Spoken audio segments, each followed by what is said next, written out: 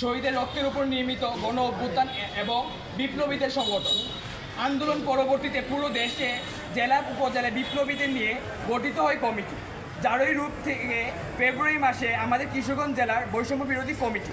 কিন্তু দুঃখ হলো সত্য যে এই কমিটি গঠনের পর থেকেই জেলা কমিটির দায়িত্বশীলদের মধ্যে স্পষ্টত হয়ে উঠেছে দায়িত্বহীনতা ভাব থেকে শুরু করে নানানবিধ অন্যায়ের দুর্নীতির অভিযোগ।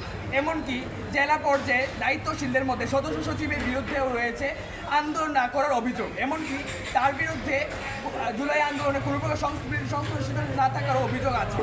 জেলা কমিটির পদাধিকার বা লিয়াজু করার বলে কয়েকজন অবতীর্ণ হয় স্বৈরাচারী ভূমিকায়। যে বা যারাই তাদের বিরুদ্ধে অভিযোগ করে তাকে করা হতো বহিষ্কার।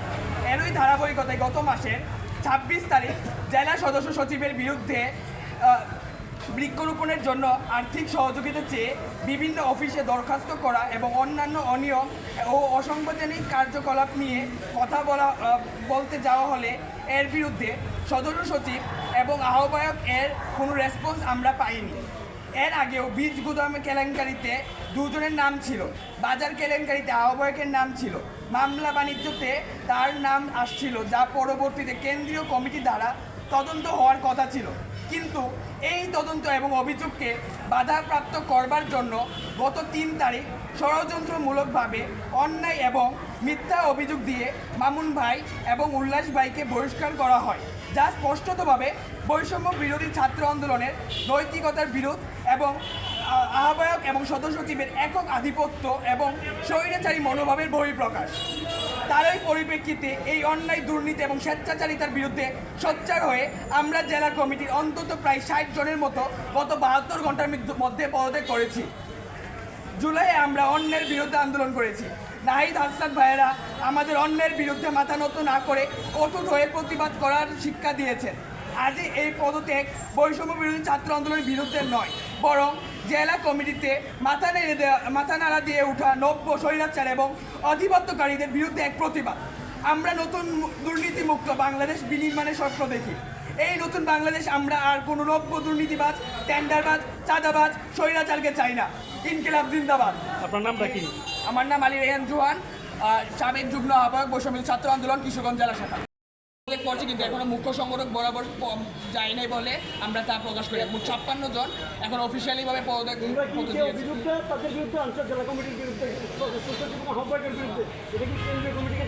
যে আমরা কেন্দ্রীয় কমিটিকে অবগত করেছি এবং কেন্দ্রীয় কমিটি আমাদেরকে আশ্বাসও দিয়েছিল তারা তদন্ত করবে। তো জেলা সেন্ট্রাল থেকে তদন্ত কমিটি গঠন করা হবে এবং সেন্ট্রাল থেকে কোনো প্রকার তদন্ত কমিটি গঠন করার পূর্বেই তারা হতদ্রুত করে আমাদের সিনিয়র যুগ্ম আহ্বায়ক মামুন ভাইকে বহিষ্কার করে। এর পিছনে কারণ ছিল আর তাদের বিরুদ্ধে অভিযোগ, লিখিত একটা অভিযোগ, সেটা মুখ্য সংগঠককে মামুন ভাই প্রদান করেছিল। যদি অভিযোগকারী যদি কমিটিতে না থাকে তাহলে তদন্ত কমিটি সাধারণত বাধাপ্রাপ্ত হয়। সেই বাধাপ্রাপ্তটাকে করার জন্যই তারা মূলত এই বহিষ্কার দেশটা দিয়েছে জেলা সিনিয়র যুগ্ম আহ্বায়ক মামুন ভাইয়ের বিরুদ্ধে এবং সংগঠক উল্লাস ভাইয়ের বিরুদ্ধে।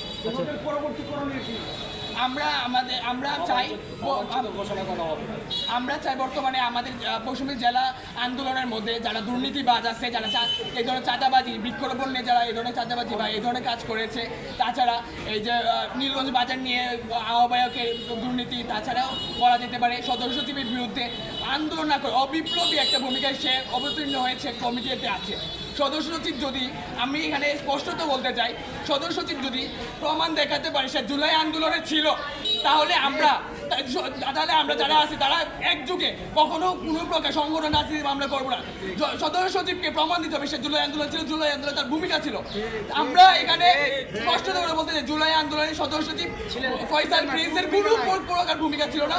সে আন্দোলন করে নাই, সে একজন অবিপ্লবী একজন মানুষ। তার শহরে তার আন্দোলনে এবং আন্দোলনের পরবর্তী সময় তার কোনো প্রকার ভূমিকা ছিল না। সে কিভাবে সদস্য সচিব হিসেবে এখানে অবতীর্ণ আছে সেটাও আমাদের প্রশ্নের জায়গা। সে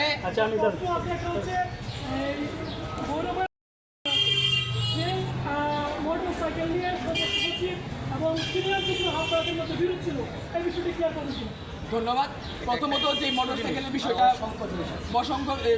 যে মোটরসাইকেলের বিষয়টা উঠিয়েছেন আপনারা, সেটা সম্পূর্ণভাবে ভিত্তিহীন। কোনো ঠিকাদারের মাধ্যমে কোনো মোটরসাইকেল আসে নাই। প্রথমত মোটরসাইকেল যেটা কিনা হয়েছে সেটা গত মাসে কিনা হয়েছে এবং মামুন ভাই সেটা ভালুকা থেকে ক্রয় করেছে, রশি থেকে শুরু করে যে মানে ক্যাশ যে টাকা দেওয়া হয়েছে সব কিছু আছে। এবং টাকার উৎস কি, মামুন ভাইয়ের ছোট ভাই শামুন, উনি ফিনল্যান্ডে থাকে বর্তমানে এবং সে ফিনল্যান্ড থেকে টাকা পাঠিয়েছে এবং তার ব্যাংক স্টেটমেন্টও আমাদের কাছে আছে, তাও আমরা পেশ করবো অবশ্যই আপনাদের কাছে। সেই টাকার মাধ্যমে 2,80,000 টাকা দিয়ে মামুন ভাই মোটরসাইকেলটি ক্রয় করেছে, কোনো প্রকার ঠিকাদারের ছিল না সেটা। আজকে তো সংবাদ সম্মেলনটা পাবলিকের ভিতরে করার কথা ছিল, জি, তোমরা করতে পারো না কেন?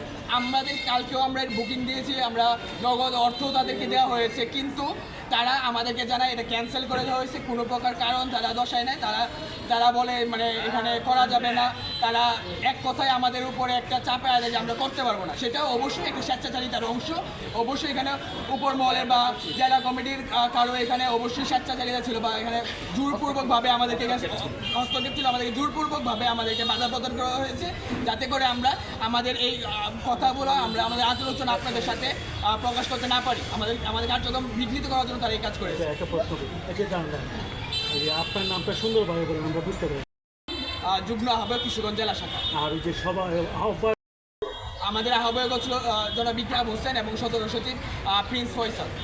আচ্ছা, এই যে এটা অডিও রাত্রে হয়তো বা কোনোভাবে জানতে পারছে যে আমরা পাবলিক লাইব্রেরিতে আমরা সংবাদ সম্মেলন আমরা আজকে দুপুরবেলা 3টার দিকে পড়বো, কিন্তু ওইটা জানার পরে তো কি ওরা কী করলো সকালবেলা সম্ভবত পাবলিক লাইব্রেরির মধ্যে যারা দায়িত্বরত ছিল তাদেরকে একটা প্রেশার ক্রিয়েট করছে, ওইটা আমাদেরকে ভিতরে ঢুকতে দেয় না, যেটার প্রমাণ আপনারা নিজে দেখতে পাচ্ছেন যে আমরা গেটের বাইরে এখন অব্দি আমরা দাঁড়ায় আছি।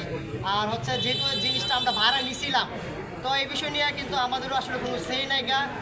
বিগত বছরে ফিসিসটা যেটা করছিল আমাদের জেলা কমিটির মধ্যে মূল দায়িত্ব যারা আছে ওরাও সেম কাজটাই করতে পারতেছে, তো আমরাও এখন বলতে পারি যে ফিসিস্ট এবং আমাদের জেলা কমিটির মধ্যে যে মূল দায়িত্বে যে দুইজন আছে তাদের মধ্যে কোনো তফাৎ নাই, আমরা সেটা বলতে পারি।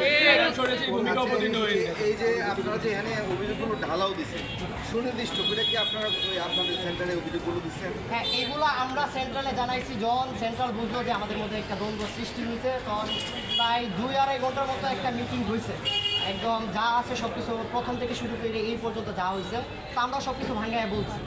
বলার পরে তো ওনারা বললো ঠিক আছে যে 2 গ্রুপের বিরুদ্ধে তাহলে আপনারা তদন্ত কমিটি আমরা গঠন করে দিয়ে দিতেছি, তাহলে আপনারা একটু হোল্ড করে তদন্ত কমিটির রিপোর্ট অনুযায়ী যার বিরুদ্ধে চলে যায় তার বিরুদ্ধে আমরা সাংগঠনিক একটা ব্যবস্থা নিব।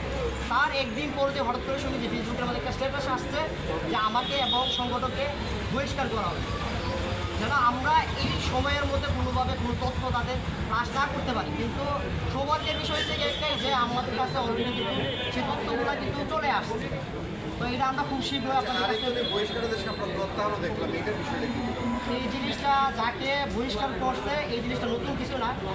সাপোজ আপনার সাথে আমার কোনো কিছু মিল হইতে পারে নাই, কিংবা আমি আপনাকে ডাকছি আপনি আমার নিচে মিটিংয়ের মধ্যে আসতে পারে নাই, সেই জন্য আমি ইচ্ছাকৃতভাবে আপনাকে যখন খুশি তখনই কিন্তু বহিষ্কার করতে পারতাম।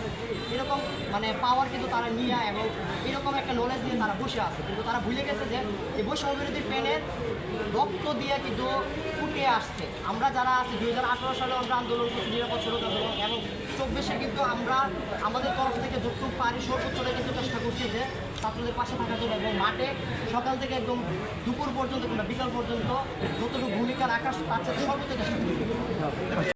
কথা বলতে এখানে কিন্তু সদস্য সচিব এবং আহ্বায়ক 2 জন মিলে কিন্তু 50 জন প্লাস মিলে আমরা তারপর তো কম সংখ্যাটা ধরছি 100 জনের মধ্যে ফেক নাম ইউজ করা হয়েছে, যাদের কোনো অস্তিত্বই পুরো কিশোরগঞ্জের মধ্যেই নাই, যাদেরকে আপনারা যদি বলেন যে ওদেরকে নিয়ে আসার জন্য ওদের সাথে আপনারা কথা বলবেন কিংবা ওদের এনআইডি কার্ড ব্যবস্থা করে দেওয়ার জন্য ফোন নাম্বার দেওয়ার জন্য কোনোভাবেই পসিবল না, যেটা আমরা জানি। এটা নিয়ে কিন্তু সবচেয়ে বেশি আমরা বেটু দিছিলাম। আর হচ্ছে যা আমাদের জেলা কমিটিটা যেভাবে গঠন করা হয়েছে ওইটা হচ্ছে আপনার প্রত্যেকটা উপজেলা থেকে 10 জন করে নেওয়া হয়েছে, সদর উপজেলা ব্যতীত, তাহলে 12টা উপজেলা থেকে 120 জন নেওয়া হয়েছে, এবং আমাদের জেলা কমিটি থেকে কিন্তু 100 জনের মতো একটা ফেক আইডেন্টিটি ইউজ করে তারা কিন্তু ওই কমিটির মধ্যে দিয়ে দিচ্ছে। আর হচ্ছে ইতিমধ্যে কিন্তু আমরা 56 জন অলরেডি কমিটি থেকে বহিষ্কার করে ফেলছি, তো আপনারা যদি পদত্যাগ করে ফেলছি, আর বাকি যারা আছে আপনি বলতে পারেন যে বৈষম্য বলতে এখন আর কিছু নাই, কিশোরগঞ্জ শহরে।